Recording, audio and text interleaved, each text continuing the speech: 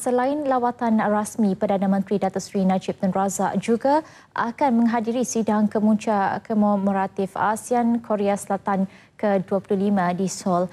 Pengukuhan kerjasama ini juga berikutan Malaysia bakal memegang tampuk pengerusi ASEAN tahun depan. Ditambah pula dengan hasrat merealisasikan Komuniti ASEAN 2015, negara bakal memainkan peranan besar kepada pertumbuhan serantau. Dan dengan itu kami menjemput Fellow Kanan Institut Kajian Etnik Universiti Kebangsaan Malaysia, Profesor Madya Dr. Nizamuddin Sulaiman untuk mengupas mengenai peranan ini. Selamat datang, Doktor. Ya, terima kasih. Baik, seperti kita tahu 2015 merupakan tahun terpenting untuk negara kita menerujui ASEAN dan ditambah pula dengan hasrat komuniti ASEAN pada tahun depan, bagaimana Korea Selatan mampu membantu perkumpulan ASEAN itu mencapai visinya yang terkandung dalam komuniti ASEAN 2015, lebih-lebih lagi dalam soal ekonomi itu sendiri. Ya, terima kasih. Dalam konteks Malaysia ataupun ASEAN dengan Korea ini, kita tidak boleh lari daripada menyebut ASEAN Plus 3 ataupun ASEAN bersama dengan 3 negara besar, Korea Selatan, China dan Jepun. Kerana ASEAN Plus 3 inilah merupakan satu perkembangan baru ataupun transformasi daripada ASEAN yang lama. Jadi daripada 2015 itu telah diwar-warkan ataupun menjadi wawasan kepada regional group ataupun pertubuhan antarabangsa ini untuk memajukan negara ini, tetapi mengambil kira peranan dimainkan oleh jiran yang baik ataupun jiran yang hebat. Kita ada 3 jiran yang hebat ini, Korea, Jepun dan China ini. Jadi mereka sama-sama membantu. Kita tahu bahawa Korea Selatan itu yang pada satu masa itu sama-sama menjadi negara sedang membangun seperti Malaysia juga. Tetapi dalam 20 tahun belakang ini mereka telah melonjak ke hadapan dengan begitu hebat sekali. Dalam bidang ekonomi, dalam bidang keuangan, dalam bidang perkilangan dan segala-galanya. Semua aspek yang menyeluruh. Ya, pendidikan, budaya dan sebagainya. Banyak perkara yang mereka boleh bantu. Malah Korea dianggap sebagai antara negara ketiga keempat terbesar perdagangan antarabangsa dengan Malaysia. Jadi ASEAN juga mempunyai banyak kepentingan dalam negara, Korea Selatan mempunyai banyak kepentingan dalam negara ASEAN lain, di Singapura, di Indonesia, di Thailand dan sebagainya itu. Dengan itu kerjasama bilateral antara Korea Selatan dengan negara-negara ini tadi secara tidak langsung boleh sama-sama membina satu komuniti ASEAN yang dekat dengan Korea Selatan.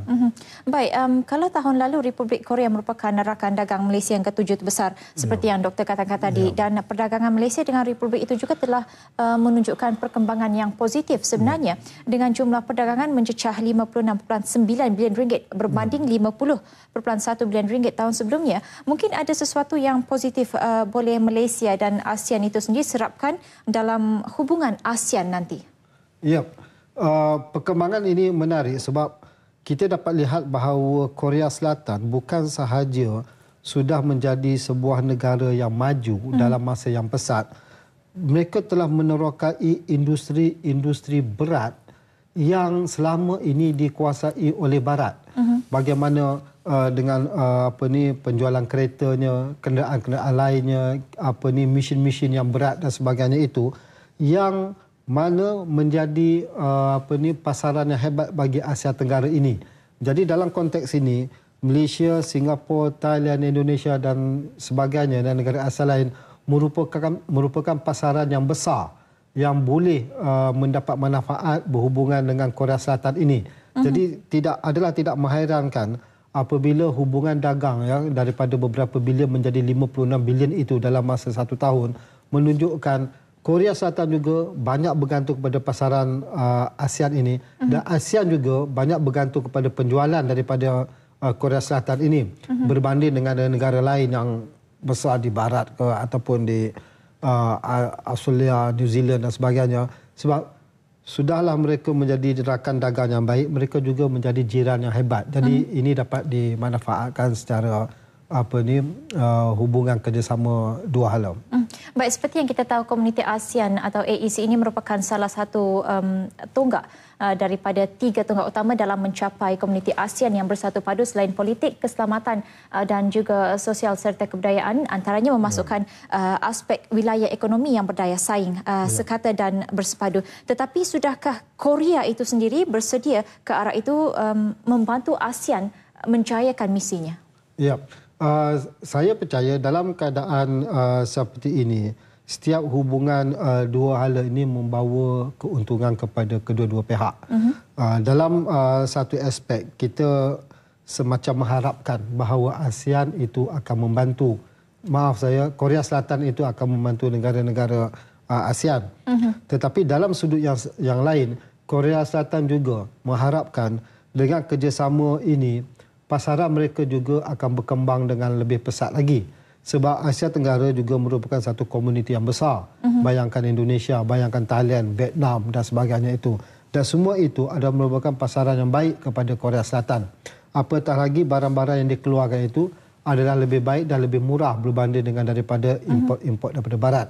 Jadi saya percaya potensi kepada kerjasama komuniti ASEAN ini dapat memanfaatkan kedua pihak dan Korea Selatan dapat, saya percaya potensi yang baik untuk dia dapat mainkan peranan yang besar pada masa akan datang. Baik, seperti yang kita tahu, Malaysia akan menjadi tuan rumah pada tahun depan. Dan saya pasti cabaran yang paling besar bagi Malaysia adalah mengurangkan jurang pembangunan dalam kalangan negara ASEAN. Itu antara cabaran yang paling besar akan kita hadapi. Dan bagaimana Malaysia ini mahu mengemudi ke arah itu? Untuk mengurangkan pembangunan? Mengurangkan jurang pembangunan dalam kalangan negara ASEAN. Kita tahu itu akan jadi salah satu bebanan yang akan dihadapi oleh Malaysia itu sendiri. Banyak pembangunan dalam negara ASEAN ni kelihatan tidak seimbang. Negara-negara macam Malaysia, Indonesia, Thailand, Vietnam memperlihatkan bagaimana golongan yang kaya itu tertumpu di bandar dan sangat kaya, manakala yang miskin itu di luar bandar ataupun di kawasan-kawasan pedalaman sangat tertinggal. Ini adalah jurang yang tidak sihat.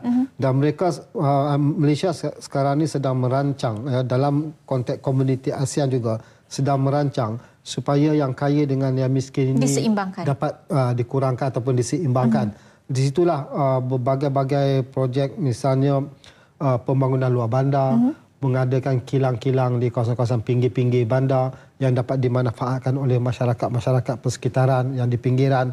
Dan saya percaya dalam konteks ini, ASEAN dan juga dengan negara lain seperti Jepun, maksud saya Korea, Jepun, China dan sebagainya, boleh sama membantu mainkan peranan dalam sama ada memberi bantuan secara pelaburan, sama ada memberi bantuan pembinaan kilang, perdagangan dan sebagainya, supaya masyarakat yang terpinggir ataupun yang tertinggal ini dapat dibangunkan sama dengan jangka masa yang tidak begitu panjang, dapat diseimbangkan.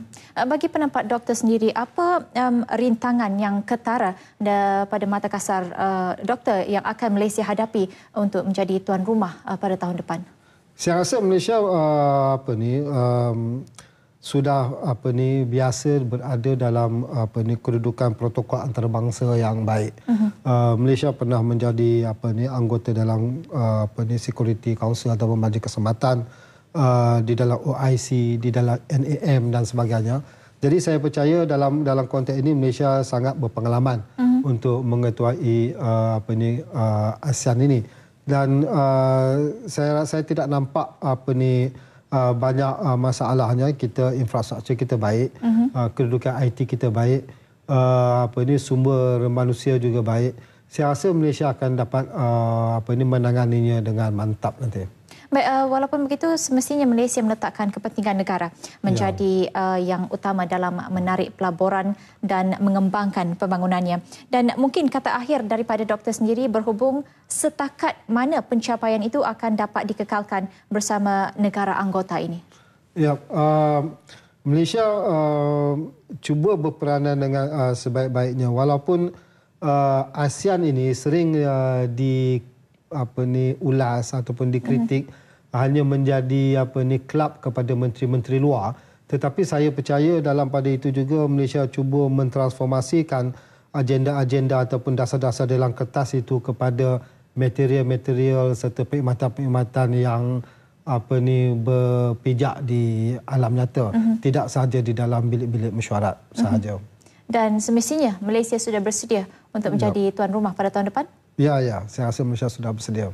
Baik, terima kasih kami ucapkan kepada Fellow Kanan Institut Kajian Etnik Universiti Kebangsaan Malaysia, Profesor Madya Dr. Nizamuddin Sulaiman kerana sudi bersama Nasional 1 pada tengah hari ini. Ya, terima kasih sama-sama. sekali lagi. Ya.